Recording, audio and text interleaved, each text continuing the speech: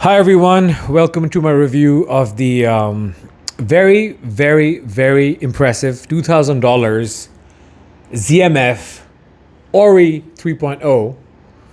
And so I've been listening to this for a bit of time now.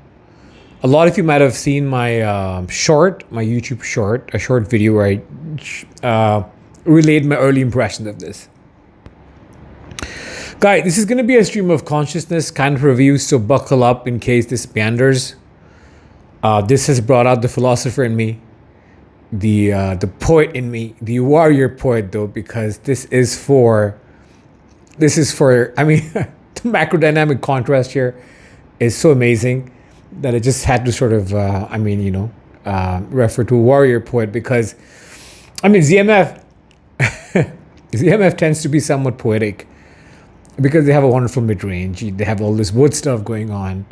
They have beautiful customization options.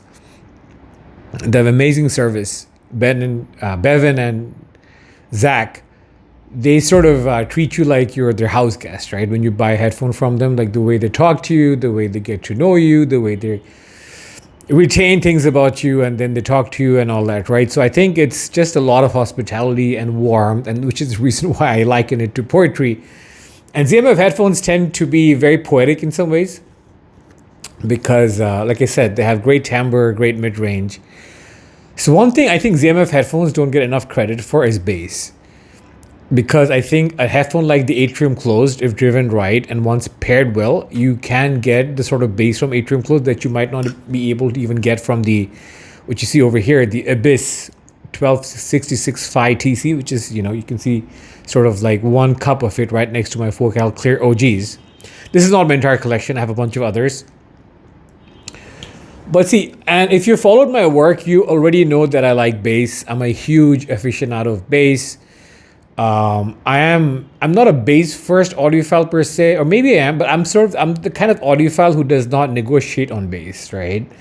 Which is the reason why a lot of times I don't gravitate towards balanced armature IMs, which is the reason why I've bought and sold the Headphone Susvara as many as 5 times, I think, because, every time I get a new amp in, I want to try the Susvara with it, with the hope that, the bass is going to come alive. And it has on a lot of different amps and sources, like there's the Riviera Labs AIC10 behind me.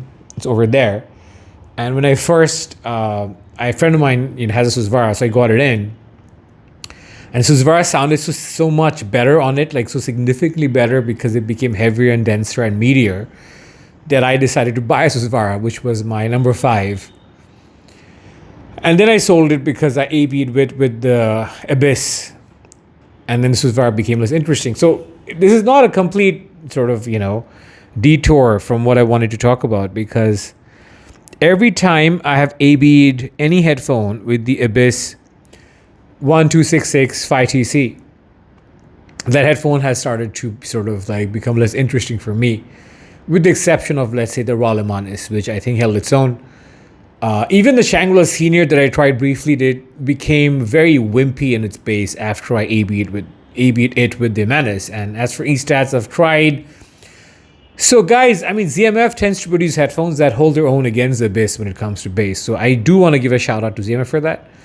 But so far, no ZMF headphone has made me think I should sell the Abyss until the Ori 3.0. Okay, so that's by disclaiming. That's a quick intro as to how I relate with Ori 3.0. But I will break down the rest of this review into a discussion of its ergonomics, aesthetics, build, and comfort. I'll talk a bit about its tonality, and I'll talk about its technical performance. So ergonomics-wise, that might be evident. This is a stunning vintagey vibe. I mean, its shape is pretty classic vintage ZMF, and I love it for that. It's minimal in what it tries to do. It's just this, torrefied limba wood, which is a beautiful looking wood. It's a hardish wood. And of course, these grains will be different for everyone, something that is very special about ZMF. And it's lovely, this whole black contrast with the black yokes, the black straps, the black headband, and then you have the wood here. I just find this sort of aesthetics very appealing. I find the headphone pretty comfortable to wear on a long listen. It isolates really well, I also should add. It's bulbous, like ZMF headphones tend to be, which gives you the sense of cavernous staging that ZMF closebacks give you, which is something that I don't think any other closeback I've ever heard has come close to delivering, with the exception perhaps of some of the Dan Clark headphones. But the Dan Clark headphones honestly suck when it comes to bass, but more on that later. But I do respect Dan Clark headphones. Perhaps that was a very strong statement, so I walked that back a bit. They don't suck at an absolute level. They're amazing headphones, but I do think they don't give me what I want for bass, is basically what I wanted to say. So this is between 550 to 580 grams, I think, depending on whether you're getting the magnesium or the aluminum chassis. And this isolated so well that I could hardly hear myself. So that's just worth keeping in mind. 580 grams I've talked about. The diaphragm here is worth noting because it's 3 times heavier than the diaphragm on the Caldera closed. What that translates to is this bass that I keep talking about, that I'll get into a greater discussion about, or a more elaborate discussion on. The diaphragm is made of fiberglass, and I think the Caldera closed is made of carbon. It still has all the trickle-down technology that Zach has sort of mastered with the Atrium and then the Caldera. So it has the Atrium damping system, the ADS, and the CAMS, the Caldera magnetic system, which is this technology that Zach came up with that has asymmetric magnets. All these technologies do exist here, which basically means you get the best of all the flagships in terms of getting that wide sound stage that you get with the Caldera Open, for example, and the Caldera Closed. The Caldera Open actually has one of the widest, most continuous sound stages I've ever heard on a closeback. And this also sounds very open because if you see what it graphs like, it's like airy for days. And not the kind of air that gets, shiny and brittlish and brittle and fatiguing. This is sort of air that makes it sound like an open back and gives you space around instruments. So I'm already discussing imaging, but more on this later. So it has the CAM system, it has the ADS system, and on top of that, it has a very new innovation. A new innovation is a tautology, but whatever. These are our bass ports. And these bass ports, I promise you, are game changers because they come with 3 different sets of bass plugs. 2 different sets of bass plugs. So you get bass plugs that basically completely seal these ports and give you a more mellow, mid-range first listen. And if you wanted to, let's say, plug these in with the solid plugs, and then you put suede pads on, you can already, I'm sure, put together the insane number of combinations of sound you can get by playing around with 3 different types of bass plug situations and the 4 or 5 different pads this goes with. But as I was saying, if you plug in with the solid bass plugs and use a suede pad, this sounds eerily like a Caldera or a Caldera. I'll use these words, these pronunciations interchangeably if you don't mind. However, if you use what are called the vented plugs, which are plugs that have, vents for air to pass through, you get more bass.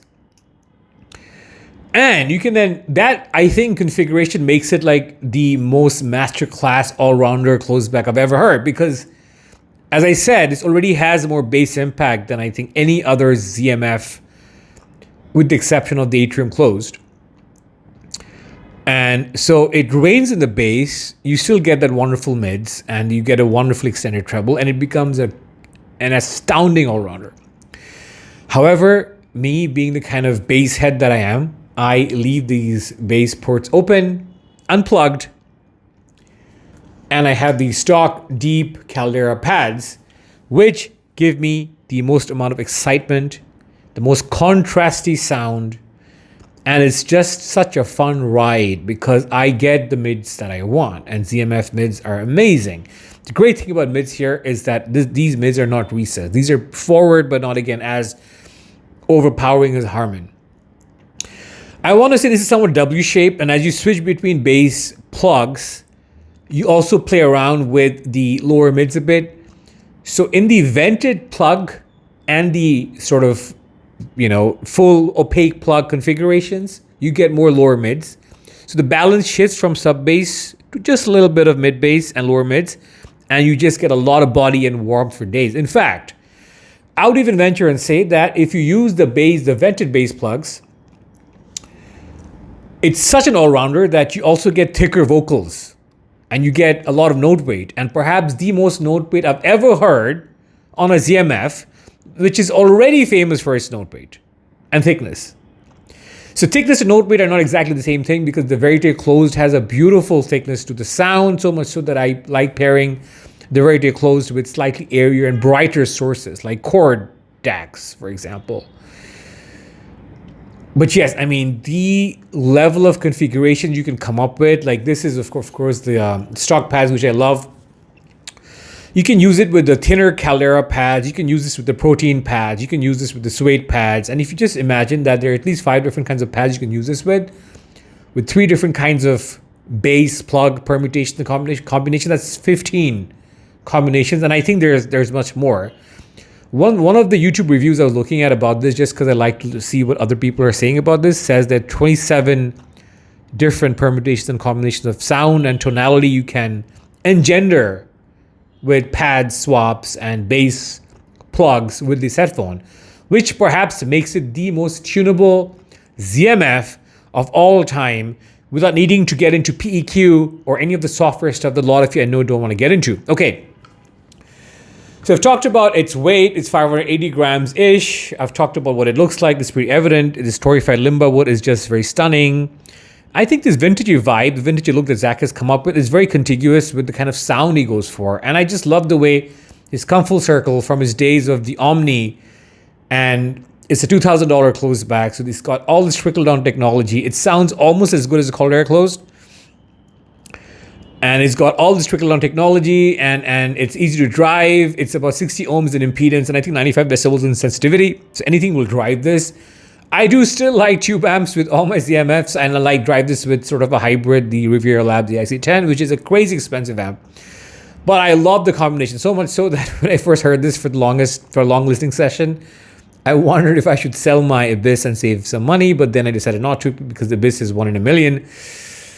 Yeah, it's one of my favorite headphones, guys. But this is also one of my favorite headphones, and I'll talk more about that as I finish off this review. But before that, I do want to segment bass, mids, and treble, talk a bit about its technical performance, and then I want to leave some parting thoughts, comparisons, so on and so forth.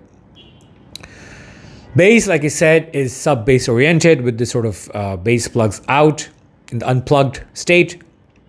Sub-bass is at least 3 to 4 decibels higher than on the Caldera Closed, then higher than when it's plugged, when the bass plugs are plugged in. So it does become a very sub-bassy affair. The diaphragm, like I said, is thick, 3 times thicker than I think the Caldera Closed diaphragm, and apparently 6 times thicker than a Susvara diaphragm.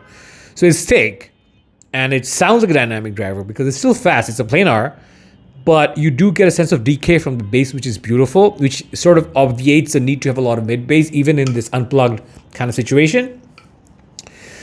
However, with the plugs, you can, bring up the mid bass and lower the sub bass, and then it sounds a little more complete if that's what your jam is. And that matters a lot, I think, the tunability, because I do know for a fact a lot of you will get bored of one tuning over the course of 6 months to a year. So that gives you so many options, right? Like which I keep talking about. The most tunable ZMF ever. The mid-range has thickness and body. Interestingly, when you have the bass plugs with unplugged situation, the upper mids are more forward, and it's noticeable. But it's a really thoughtfully done tuning, a very sophisticated tuning, because in the unplugged state, you get the highest amount of sub bass, you get a little more upper mids than you do otherwise, and you get a little more air. So it becomes this very evenly balanced W-shaped affair, which is just the right kind of tuning given how much sub bass this has. So mids are forward generally. I would say overall, regardless of the plug situation, they're more forward than the Caldera Closed, which makes it a slightly more exciting listen. They're never as forward as Harman, right? So it's not going to get fatiguing, don't worry. I don't think any ZMF has ever gotten fatiguing for me. And then you move on to the treble. Interestingly, and this again, a masterful aspect of how well Zach understands and is able to implement tuning, it has less lower treble than the Caldera Closed, while the Caldera Closed has less upper mids than this. So that balances each other out. And then it has more upper treble energy in all the bass plug permutations and combinations. This has more upper treble energy, and it never gets bothersome even with this unplugged state, which is where it has the most amount of energy. Because if you look at how the treble works, if you look at the frequency response, and I do urge you to check out Zach's video itself, I'll leave a link to it in the description section. You'll see that overall the treble is very well balanced. So you have the upper mids and they come down, and then you have the treble, and then you have the upper treble, but it never sort of surpasses the overall level of energy of the upper mids and bass. So it never becomes like this. It never becomes, if you're looking at it, it never becomes clockwise tilted, is basically what I'm trying to say. And neither does it become counterclockwise tilted. I would say it's very evenly balanced in terms of how the bass and the upper mids and the treble interact with each other. Now, in case you're wondering how treble sensitive I am, I can be treble sensitive, especially if I've not slept the night before, which happens to me a lot of times. Like, I have decided to not pair my Raulimanis anymore with the Audma, because I do think the Audma and the Raulimanis is masterful in its resolution, but I'm enjoying the Raulimanis increasingly with the Riviera Labs EIC10 because it's slightly mellower. I have tried this off both my Audma Maestro and also my Riviera Labs, and also my much, more humble dongles like the Campfire Relay, which is like a $200 dongle, which drives this exceedingly well. And a big shout out to the Campfire dongle, because that dongle has so much interesting body, which I haven't heard a dongle at $200 ever being able to replay. So that's what the tuning is like. I would say it's largely W-shaped, and the lower mids really depend on your bass plug situation. With the vented plugs and with the opaque plug, the solid plugs, you get more lower mids. With the unplugged situation, you get a little less lower mids, which is what accentuates the bass shelf, which I love. Okay, now to talk about its technical performance, I think resolution-wise, guys, this is absolutely masterclass. Like, I think this is within biting distance of a Caldera Open or a Caldera Closed, which I both find very competent in the resolution.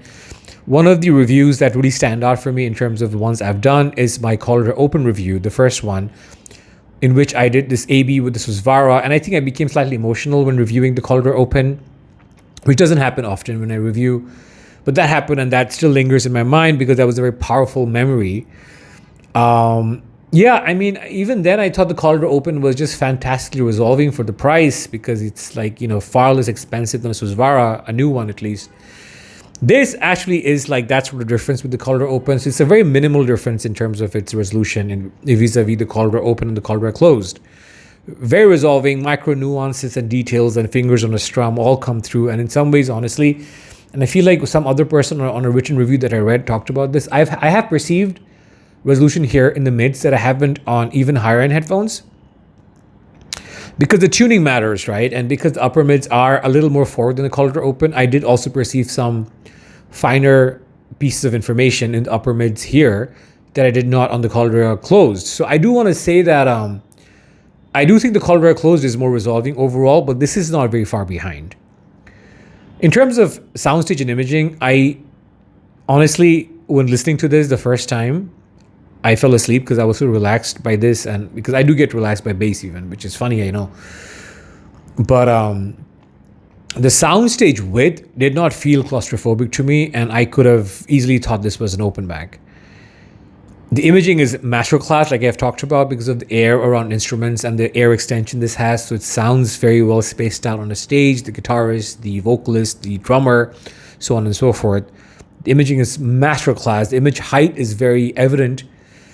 It is a large driver. It's an 80 mm planar driver. So that does portray a sense of grandiosity to the image height, which is important for me nowadays, especially having heard the Manis, which has just very large images. I've talked about macro dynamics. Its slam and punch rivals that of the Abyss.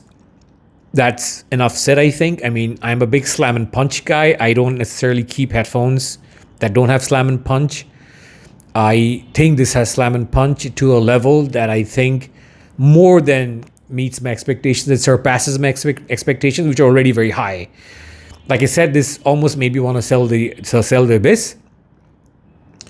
Microdynamics are fantastic. Of course, the Caldera Closed, I think, will win it for my microdynamics.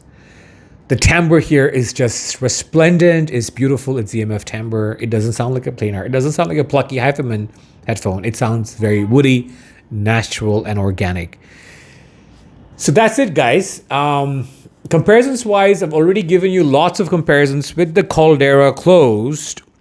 This is better than any focal headphone. This is better than the Celeste, better than the Radiance, of course, all the Azuris, or any of the new stuff that's come out. Of course, they're cheaper. A worthy competitor to this, I think, is a lot of open backs at this price point, like the Abyss Joel. And I will drop a review comparing the Joel, which is an open back, and a closed back, which is this one, the Ori 3.0. I have the Joel over there. Yeah, I mean, this is very special. The Lyric 2 is a very good headphone from Meze, which I also like. The Dan Clark A3 is a stunning headphone for the price, with a great, almost equally great rendition of soundstage and imaging. But the E3 does not have the timbre that this does. Neither does the E3 have the macro dynamics and punch that this does. So, I mean, guys, this is probably one of my top 5 headphones. Yeah, I said it. I think it is. I mean, it's easily my top 10. My top 10 would not have the Shangri-La Senior, because the Shangri-La Senior is, I think, the most resolving headphone on the planet, but doesn't do bass very well. My top 10 might not even have Susvara anymore, although it's perhaps the one headphone that gets me to tears, perhaps. I mean, it has gotten me to that sort of situation more frequently than any other headphone, but then it really sucks for rock and metal. That's just my take on the Susvara. It's a headphone that I can't use for all genres, right? I really like it for female vocals. The Caldera Open would be in my list. The Caldera Closed would be on my list. The Abyss 1266 Fight DC would certainly be on my list. And nowadays, I think the HD 600 or 650 would also be on my list, because I really love the 650, and the more I try new products in a certain way, I fall more deeply in love with the Sennheiser headphones, 6XO headphones. Anyway, guys, so that's just to give you a sense of where my thinking is at right now. This is an amazing headphone, one of the top 10 headphones on the planet, I think, regardless of price. $2,000 is, I dare say, a steal for what you get. For this beautiful aesthetics, minimal torified limba wood aesthetics, for this wonderful marriage of different technologies that have trickled down from the Caldera series and from the Atrium series of headphones, for the new technology of this bass port system that Zach has come up with, for the bass, for the mids, which can be intimate, for the grandiosity of staging, despite the intimate mids, for the technical performance, for the speed, and for the way this is packaged. This comes with several pads, cables. This is, I think, one of the best headphones on the planet right now, guys, and I really urge you to check it out. That's it for me. Sajid Ahmed signing out, and stay tuned for my next one. Bye-bye.